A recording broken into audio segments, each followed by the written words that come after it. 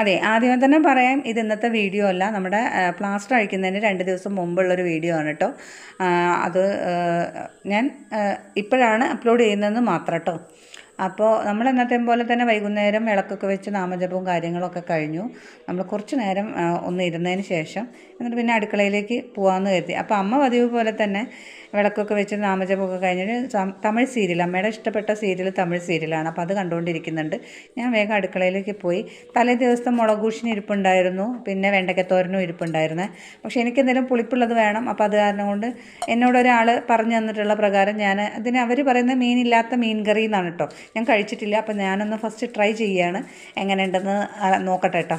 അപ്പോൾ അതിനായിട്ട് അവർ എന്നോട് പറഞ്ഞ ഇഞ്ചി വെളുത്തുള്ളി ചതച്ചത്, പച്ചമുളക്, തക്കാളി, കറിവേപ്പില, അതുപോലെ നമ്മുടെ പെരിഞ്ജീരകം, ഉലുവാപ്പൊടി, പിന്നെ ഉലുവ പൊടിക്കാത്ത ഉലുവ, ഇതൊക്കെ കൂടിയിട്ട് കൈകൊണ്ട് മുളക് പൊടി, മല്ലിപ്പൊടി, മഞ്ഞൾപ്പൊടി, ഇതൊക്കെ കൂടെ ഇട്ടിട്ട് നന്നായിട്ട് കൈകൊണ്ട് മിക്സ് ചെയ്യുക.